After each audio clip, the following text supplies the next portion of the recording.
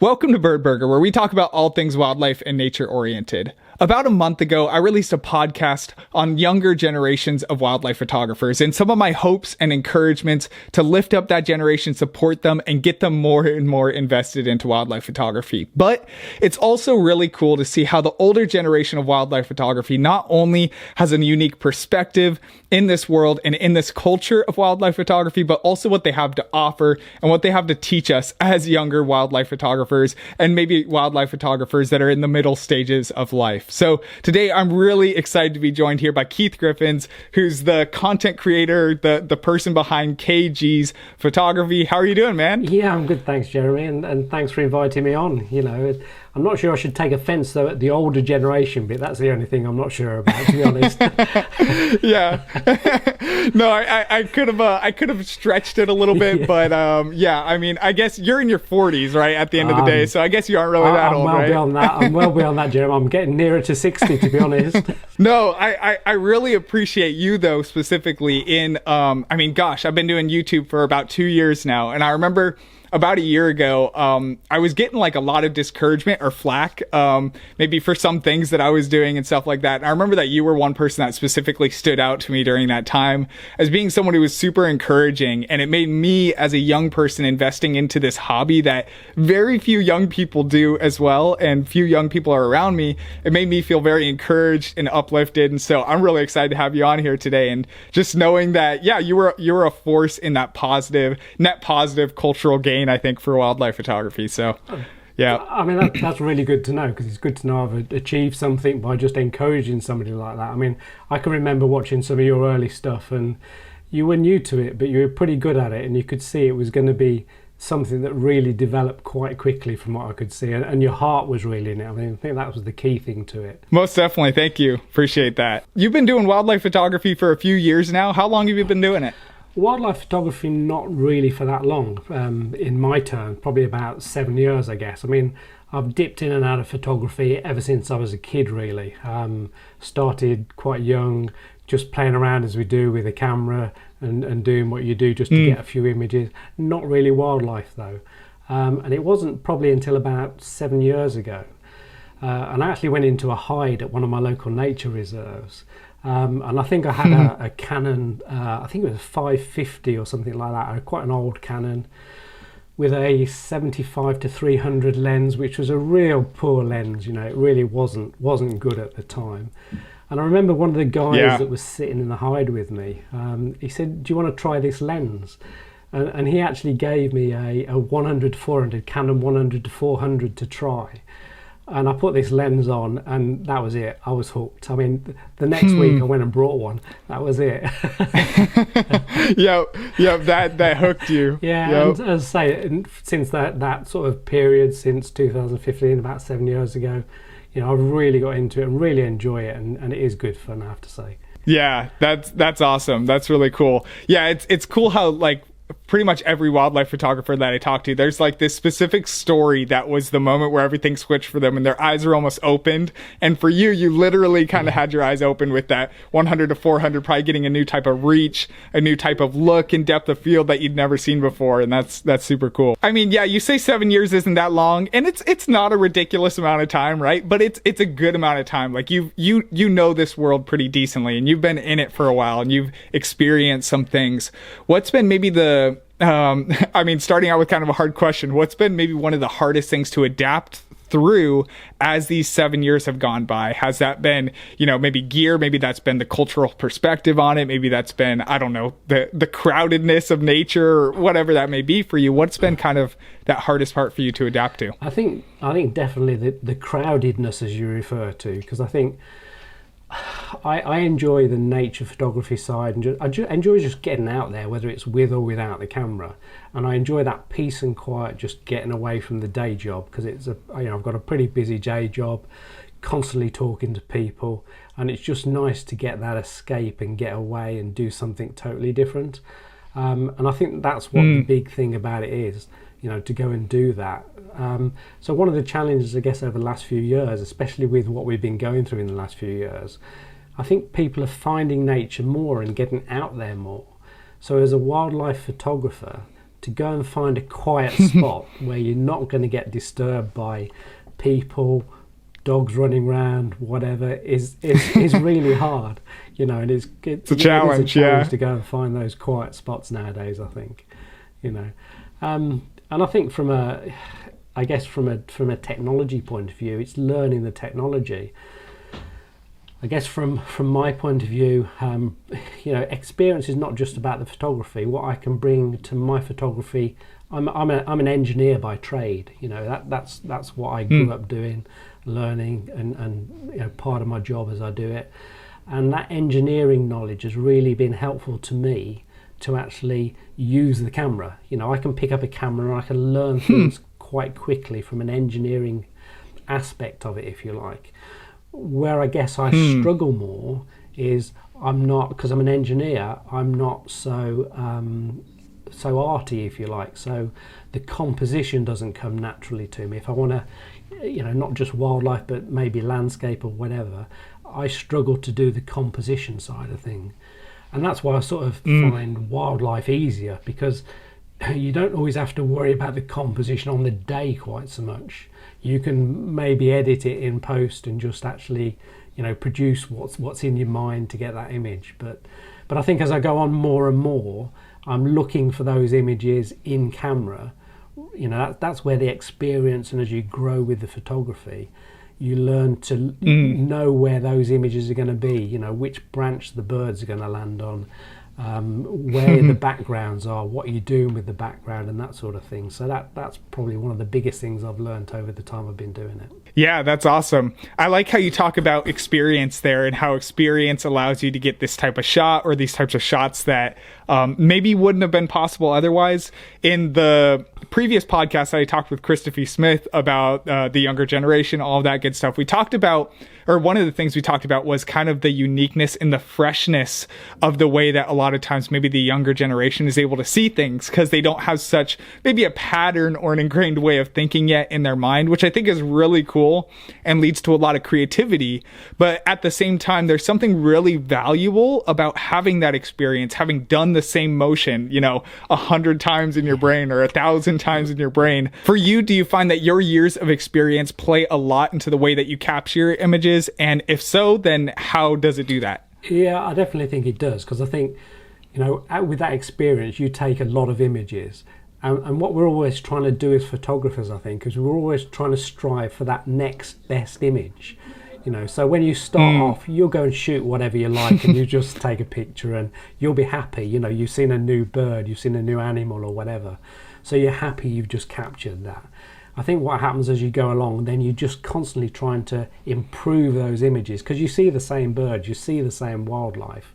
So what you're trying to do is get that next best shot, and then that's where you start planning and thinking, okay, where do I want this animal, or where do I want this bird, and how am I going to portray that in its best environment, you know, with the best backgrounds and everything else. So I think that's where, you know, as you grow, and we, you know, we never find the ultimate shot. You know, I don't know whether you have, but I've never found the ultimate shot of anything yet. You know, there's shots I really like, but there's always things you think, well, actually, I could have done that a little bit better. You know. Yep. Yeah, most definitely. Like the wing positioning is just slightly off, or you're like, oh, you caught just a frame too late, or the lighting wasn't quite at the correct angle. It's addicting, but it's never quite achieved to the extent that would just 100% satisfy you. And I think what you learn with experience as well is you stop just clicking. You know, when you start off, you just click at anything, and you'll hold that shutter button down, and you'll take 100 shots and just pick the best one. I think what experience brings you is you start to look, and you can actually see what's going on more, and you pick that right moment to press that shutter button and try and get the image that you know you've got in your mind, sort of thing. Yeah, that's super good. I love that, because I can 100% agree and relate with that. Like, man, when I started out, it was just anything I could see, no matter how bad the composition, no matter how bad the lighting, I was taking a shot of it. But now it's like, I mean, the amount of planning that goes into the execution of each individual image that I take is so much higher now. And like, I used to just go out and multiple times a week, just snap whatever I could throughout the week. But now I find myself going out and taking many less photos, going out many less times a week, but coming so much more prepared because of that experience and kind of that knowledge and planning of knowing how to do that. And it results in better images than I was taking when I was taking probably 10 times as many images, in the past. So yeah. I think there's also a flip side to that, because I can remember taking my first picture of a grey heron, and I thought, wow, a grey heron is fantastic. It really is something special. Now I see a grey heron, I think, I've got lots of pictures of that. And you're thinking, you shouldn't, I don't think you should be like that. You should still see that grey heron and think, okay, it is a grey heron. I've seen them lots of times.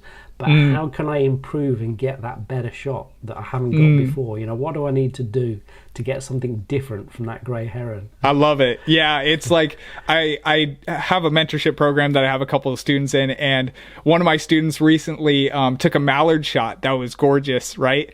And he was talking about how like a mallard is often overlooked bird, because it's so common, but there's like a lot of beauty to them. And when you think about it as a wildlife photographer, you're like, oh yeah, that's a gorgeous bird. But because we see it so much, like, gosh, I can't even remember the last time I took a photo of a mallard, even though I see them, monthly, weekly, so totally can relate. Yeah. And it's important to have that freshness. I took one this weekend actually of a mallard, and it was just as it had come out of the water.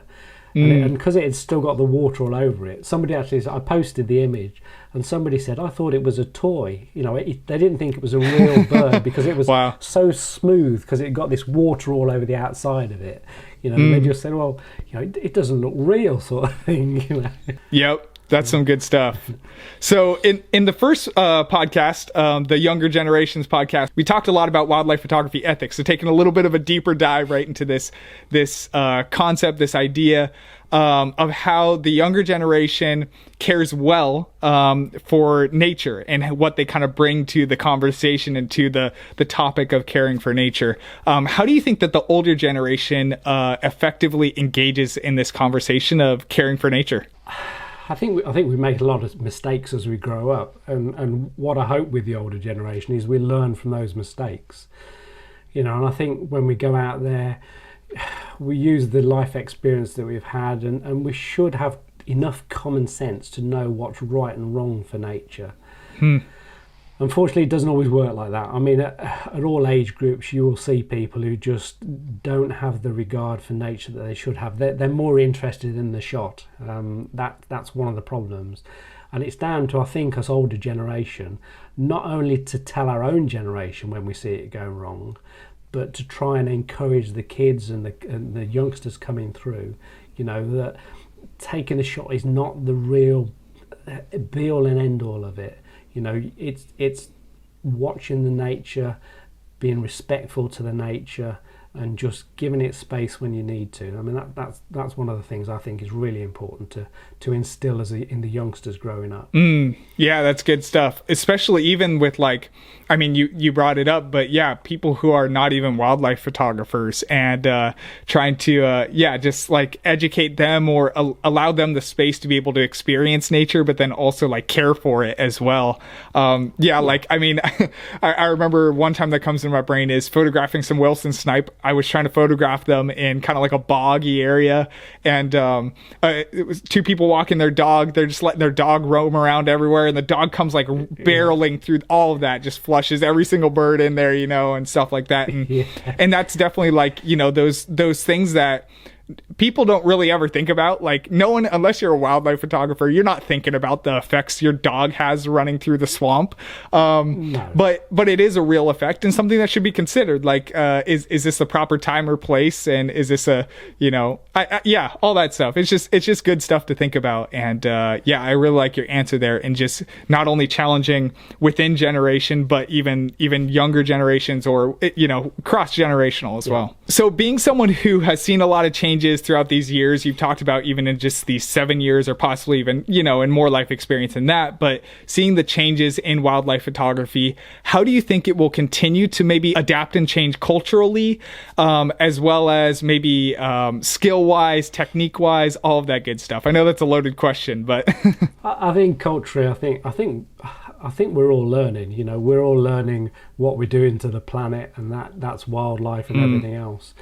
And the older generation don't like change. That's one thing, you know. But I think we've got to change. You know, we've got to change, and I think the youngsters will bring that change through as well as they grow up. You know, that's part of it. So from a cultural point of view, I think, you know, we're all in it together, and we've all got to do our bit for it. And that's, to me, you know, that's what photography is about. It's not just about, as I said, the photography. It's about the wildlife and absorbing it and watching it and just enjoying it and, you know, experience in a lot of ways. Yeah, totally. I think from a technical point of view, that's a completely different thing. You know, I mean, I can remember my first camera was a little oblong. I can't even remember what it was, Kodak or something. A little oblong pocket camera. Yeah. And I can remember, you know, taking the pictures with it, taking it down the local developers, getting the photos back, and be really fed up with the results when they came back. But I think, you know, technology has grown so much over the period of time in my life completely. You know, I've seen the internet arrive, I've seen emails arrive, you know, and when you look at what cameras can do nowadays, it's absolutely phenomenal. And I think that's what's going to change going forward. You know, things like the animal eye focusing on the R5 I've got here is absolutely incredible. You know, and that technology is absolutely superb. What it does do, though, it opens it up to the masses. You know, it sort of becomes, I mean, if you want to be something special in photography, and I'm not bothered, I'm a hobbyist, I just enjoy what I do, but it must be very difficult for people who want to make a career out of it, because, you know, anybody can pick up a half decent camera and get a reasonable shot. I think what they don't do is it's that experience we've talked about that shows you, okay, I can get the shot, but what environment and what position do I want it in? But you know, the change that, you know, we talk about over the years has absolutely been incredible with cameras. You know, completely. Yeah, that's good stuff. Yeah, as a kid, I mean, even in my shorter lifetime than you, I'm only 25 years old. Yeah, like the way that our understanding of the earth from when I was a kid to where we are now has shifted just dramatically, like in ways that, yeah, I couldn't have even imagined as a kid that we were maybe affecting the planet or anything like that. So I love that you bring that up. And yeah, I don't even remember a day without email. That's not even in my vocabulary. So, so yeah, that's some fun stuff. Talking about all that stuff, is there a way that you think the older generation can come in and maybe encourage a newer generation of wildlife photographers to rise up? I kind of see, so I guess to give a little bit of backstory to that, I think that just in noticing even my local surroundings around here, wildlife photography, unfortunately, like very unfortunately to me, because I love it, it seems to be a little bit more of a dying off art form or a dying off passion. And that's not something that I want. I think that most of it is held still in terms of the hobby with the older generation. And so do you think there's a way that the older generation can come in and effectively encourage and kind of support and help rise up a younger generation of wildlife photographers? Yeah, I think we can, you know, and I do see it when I'm out. You know, when the odd youngsters come into the nature reserves, into the hides and whatever, the majority of photographers will encourage them. They will converse them, you know, they'll interact with them, they'll try and teach them things, try and show them, you know, sometimes what you shouldn't do sometimes is as good as what you should do. But I think it's good that I think that does exist, and I think that's what we've got to do. You know, if a youngster comes in with a camera, take an interest, you know, ask them what they enjoy photographing, take a look at some of their images, get them to show you some of their images, just to encourage them, just say, yeah, you know, I really like that image. And again, even through the social media side of things, we can encourage them through that when we're seeing people post photos, if we know they're of the younger generation.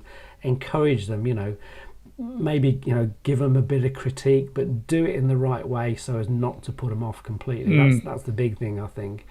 And you know, we can encourage them to go to photography school, we can encourage them to join societies and everything else, but there's nothing like being out there and just somebody buddying up with you and saying, hey, yeah, you know, let's have a look, what are you doing, you know, what are you really interested in, and just get that encouragement going, that in the day-to-day side of things, really. Yep, taking up almost like a little bit of like a mentorship role or a teacher Padawan role or something like that, just to encourage them in that type of way. Yeah, and I've sat in hides before, and to be honest, when there's not a lot going on, I would rather be doing that, trying to help somebody else, and not always the younger generation. You do get other people, the older generation coming in that have never done photography before. True. And we can help them as well to enjoy what they're doing. And YouTube's a fantastic thing, because I think around our YouTube channels we build a sort of community, and people will come and ask you for advice. I'll go and sit. I sat in a hide on I think it was Sunday morning. Two guys walked in and said, "I know you," and it was from the YouTube channel. Oh, there you go. And yeah. And that just encourages people to get on and get out there and do it. And especially through the difficult couple of years we've had, I've had so many people come and say, it's absolutely fantastic. I can follow your videos. I can come out with you. I can't get out of the house for whatever reason, they say. But I wait for your video to come out, and then it's fantastic. It's just like being out there, just seeing what's going on in the world. It's a bit of an escape for them at the same time, Yeah. So, wow, that's powerful, and that must be very encouraging to hear. Yeah. It's encouraging, but it's also pressurizing to some extent. Yeah. Because you sort of feel you've got to get out there and do it week after week after week, and even if you haven't got the time, I really need to post a video because people are watching me, and trying to get away from that. And to me, that's one of the problems I have, is that decreases the quality of what I put out sometimes. Yep. Because you're trying to force something, I think you've just talked about one of your recent videos where you spent 6 days out there or whatever it was, or 6 weeks out there trying to get the shots. Unfortunately, with a day job, I don't have that time to do that. Yeah, no, for sure. Yeah, I can totally agree. That's a huge pressure, and that's this year on my main channel. So on Bird Burger, I created this platform, right, that's more replicable and easily formatted to where I release weekly videos on here. But on my main channel this year, that was one of my things, was like, you know what, I'm tired of kind of sacrificing quality for the sake of just pushing out a video every single week when I really can't at the potential of what I know I have. So this year so far, I've been releasing only one video every 2-3 weeks on my main channel, and it's made it a lot more enjoyable because of that. Are there any really fun, really cool projects right now that you're working on that you want to give a shout out to? I mean, most of my stuff is just out doing whatever turns up. Yeah, I'm pretty relaxed when I go out. I have certain times I can get out because of the day job. So it's really just finding what's out there. What I'm trying to work on the background on some otter work at the moment, because I haven't seen any otters, haven't really photographed otters, but I know of a few places where they're around at the moment. So that's one thing I'm really keen to have a go at and see if I can get something out on that. But that would be one where I guess it's done over a longer period of time and then just put together as one vlog or one video, just to see how that comes out, and try and get a decent quality video of that going would be a good thing. Yeah, that'd be very cool. I love that. I've actually been thinking about doing, it'd probably be a different species of otter, but I've been thinking about doing some otter stuff recently too. So that's interesting you say that. But and I think coming to the spring, I think one of the things I love is the great crested grebes here in the UK. When they start to do what we call the grebe dance, where they pick up the reeds from under the water and come up and dance together. So I've captured that before, but never really how I really wanted to. And that's partly, I think, because of kit. I think, since I've had the R5, I'm doing a lot more slow motion video and that sort of thing, which I think really brings out the wildlife. I mean, wildlife to me, when it's in slow motion, is fantastic. It's fun. Because you can just see everything that's going on, which, with a naked eye, you just don't see that normally. That's cool. Well, thanks for being on here, Keith. It was a pleasure getting to have you. I loved just hearing all the encouraging things you had to say, as well as the valuable wisdom that you shared. And it's been really good, getting to have you on. And I'm excited to just continue to see what you continue to produce and how you continue to affect change in the wildlife photography culture. That's great. I mean, thanks for having me on, Jeremy. And it's great. I watch your videos, and I'm really encouraged by the quality of your videos. And those are the sort of things I'm striving for, not to just see me wandering around, but try and improve that quality. And guys like you, really does help me try and aspire to do that, definitely. So thank you. Thank you. Appreciate that a lot. Thank you guys for watching. Make sure you go check out Keith on his channel, KG's Photography, in the description below. He's got some awesome stuff where he brings you guys along on wildlife photography adventures as well. Make sure you subscribe to Bird Burger as well as his channel, and I'll see you guys in the next video.